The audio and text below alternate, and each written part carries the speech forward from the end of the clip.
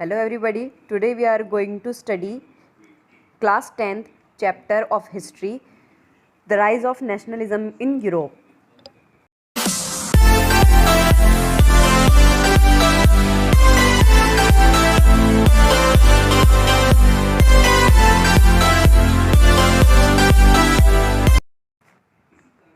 So, when we start any chapter of any subject, तो हमें सबसे पहले जानना होता है उस चैप्टर का मतलब और चैप्टर का नाम का मतलब। तो इस चैप्टर का जैसे कि नाम है the rise of nationalism in Europe, rise in nationalism in Europe.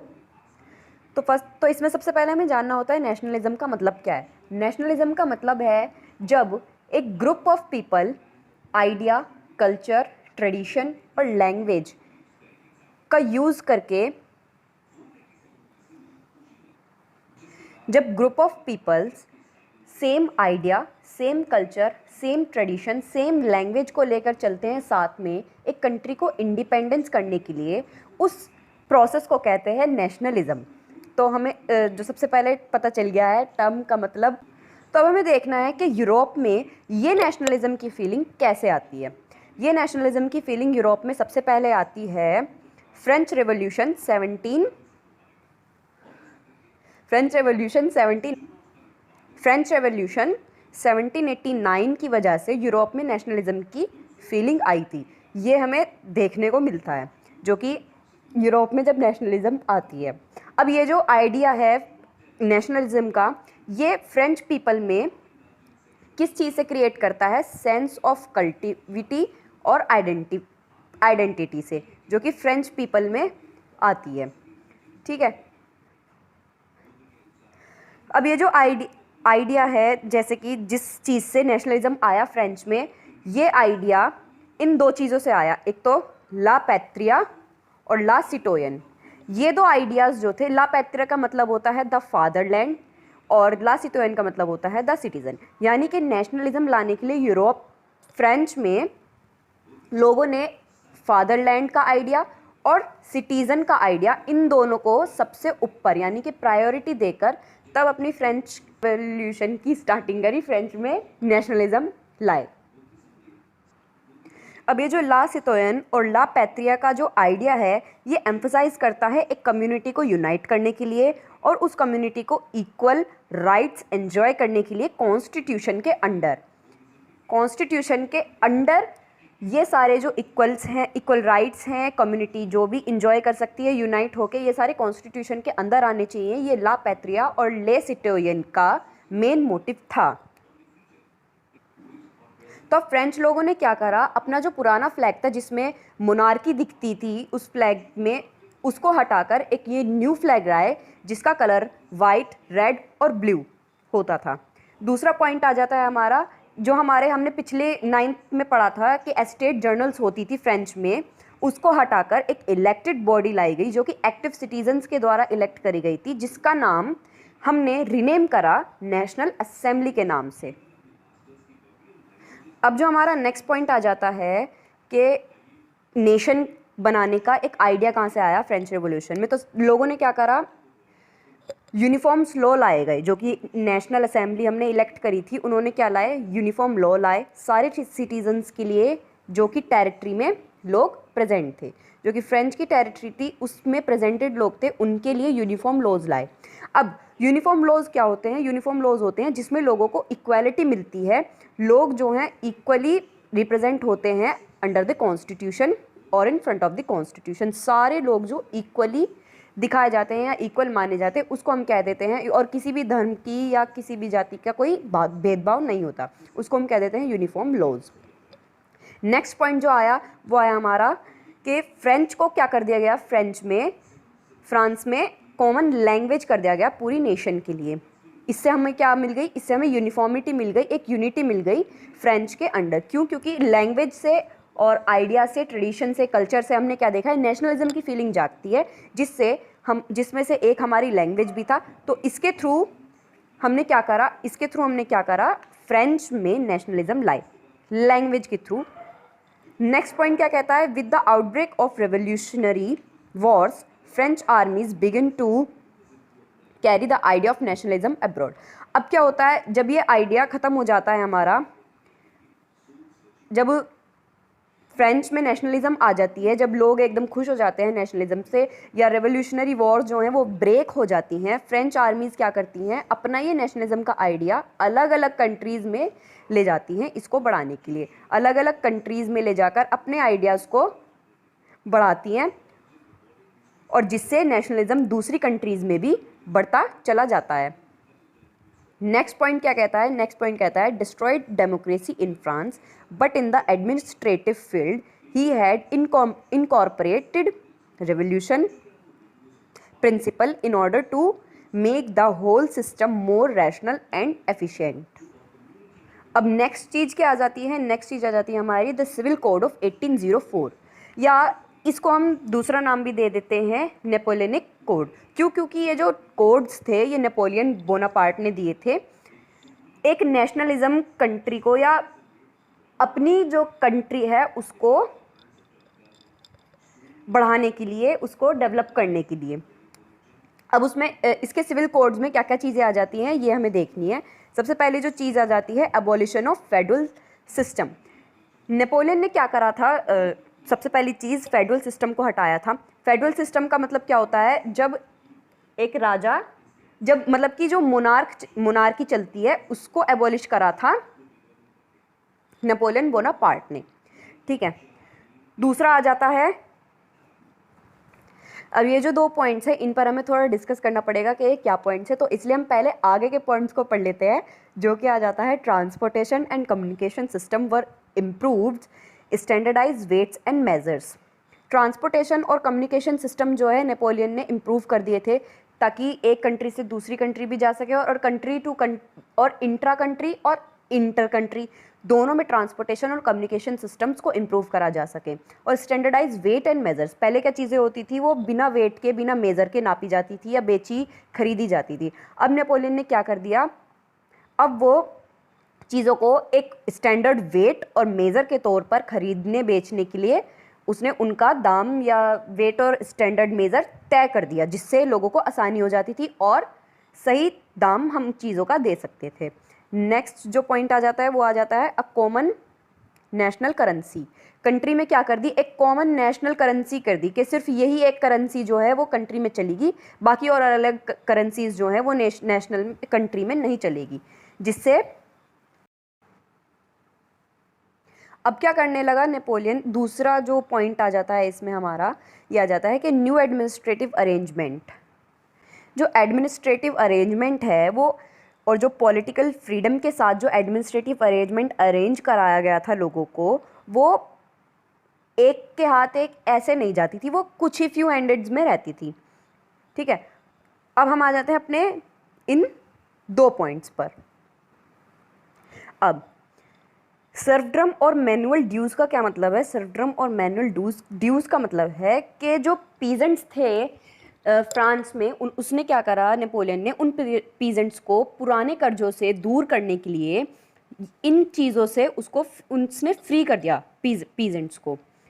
ठीक है, और गिल्ट रिस्ट्रिक्शंस वर रिमूव्ड का क्या मतलब है कि जो मर्चेंट्स हुआ करते थे उनके लिए एकदम फ्री ट्रेड कर दिया, ताकि वे अपना जो ट्रेड है फ्रीली किसी भी कंट्री में जाके कर सकें या फ्रेंच में कर सकें, जो कि गिल्ट रिस्ट्रिक्शंस कहा जाता है, जो कि नेपोलियन ने हटा दिया था मर्चेंट्स को इम्प्रूव करने के लिए, मर्चेंट्स के ट्रेड को इम्प्रूव करने के लिए। गिल्ड रिस्ट्रिक्शंस का मतलब होता है कि कोई भी मर्चेंट जो है फ्रीली ट्रेड नहीं कर सकता है कहीं भी, यानी कि किसी एक की मोनोपोली रह सकती है किसी एक ट्रेड में, किसी एक पर्टिकुलर इंडस्ट्री में, जो कि उसने हटा दी थी, और सारे मर्चेंट्स को फ्रीली ट्रेड करने पर अलाउ कर दिया था।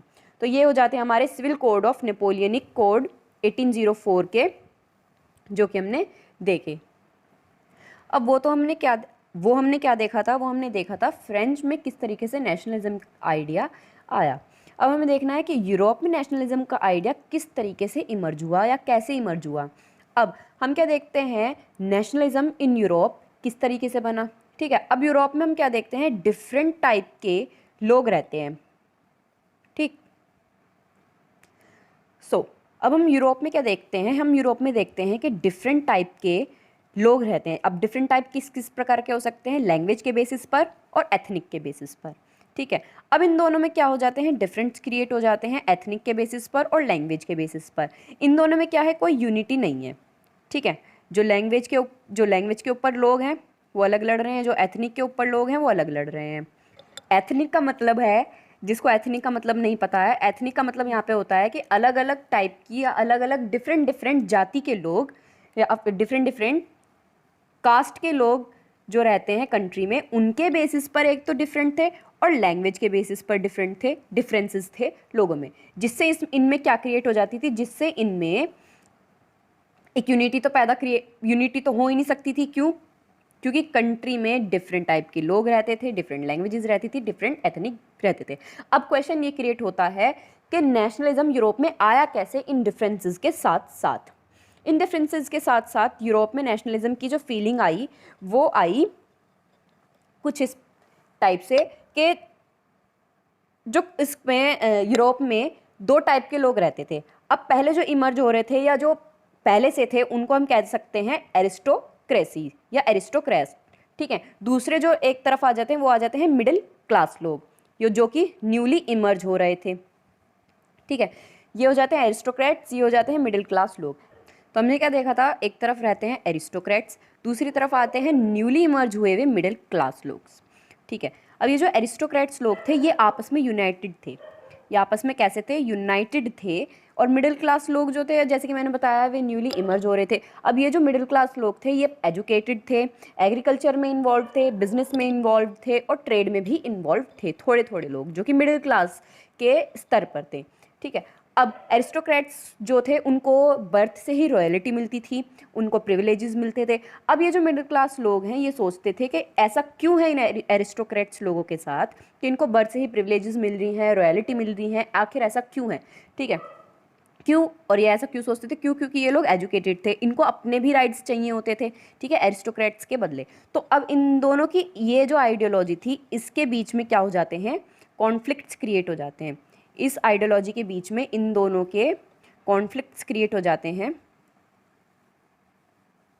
ठीक है। इन कॉन्फ्लिक्ट से रिलेटेड जो भी चीज़ आती है, अब ये जो कॉन्फ्लिक्ट से रिलेटेड जैसे कि इनकी आइडियोलॉजी के ऊपर हो सकती है वो कॉन्फ्लिक्ट्स, ठीक है, इनके पॉलिटिकल राइट्स के ऊपर हो सकती है, सोशल राइट्स के ऊपर हो सकती है, ठीक। अब ये जो मिडिल क्लास लोग थे ये क्या चाहते थे, ये लिबरल नेशनलिज्म का आइडिया चाहते थे। कौन चाहते थे लिबरल नेशनलिज्म का आइडिया? मिडिल क्लास लोग, ठीक है। ये मिडिल क्लास लोग लिबरल होने का चाहते थे, किससे? एरिस्टोक्रेट से, कि भाई सबको लिबर्टी मिलनी चाहिए। नेशनलिज्म की आइडियोलॉजी जो कहती है सबको लिबर्टी मिलनी चाहिए, सब फ्री होने चाहिए, सबका इक्वल राइट्स होना चाहिए, कोई भी बर्थ से प्रिविलेज नहीं होना चाहिए, किसी को बर्थ से रॉयल्टी नहीं मिलनी चाहिए।